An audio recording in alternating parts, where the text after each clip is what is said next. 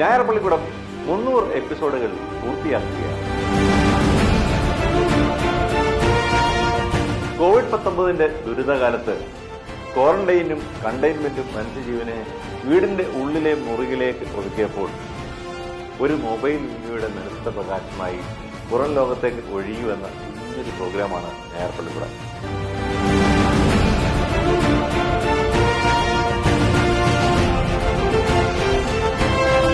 കൊച്ചുകൂട്ടുകാർ മാത്രമല്ല, എല്ലാ പ്രായത്തിലുള്ളവരും ഞായർപള്ളിക്കൂടത്തെ സന്തോഷപൂർവ്വം സ്വീകരിച്ചു.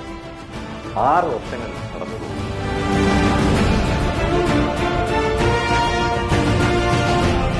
ഡോക്ടർ ഗബ്രിയേൽ മാർ ഗ്രിഗോറിയോസ് മെത്രാപ്പൊലീത്തായുടെ മുടങ്ങാതെയുള്ള പ്രചോദനാത്മകമായ ലഘു സന്ദേശങ്ങളായിരുന്നു ഞായർപള്ളിക്കൂടത്തെ ഏറെ ശ്രദ്ധേയമാക്കുന്നത്.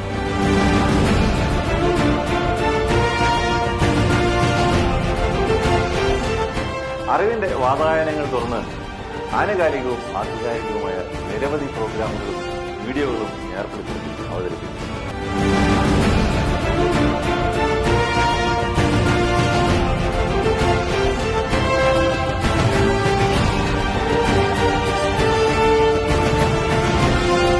സ്നേഹത്തിനും കരുതലിനും 1000 നന്ദിയുണ്ട്.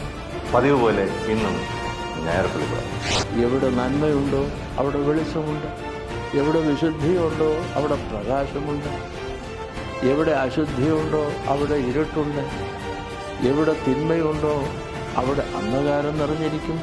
1962 മെയ് 17 നിരണത്ത് കൂടിയ മലങ്കര അസോസിയേഷൻ യോഗത്തിൽ വെച്ച് കണ്ടനാടിന്റെ ഔഗേന്മാർ തീമോത്തിയോസ് മെത്രാപ്പോലീത്തായെ തന്റെ പിൻഗാമിയായി തിരഞ്ഞെടുത്തു.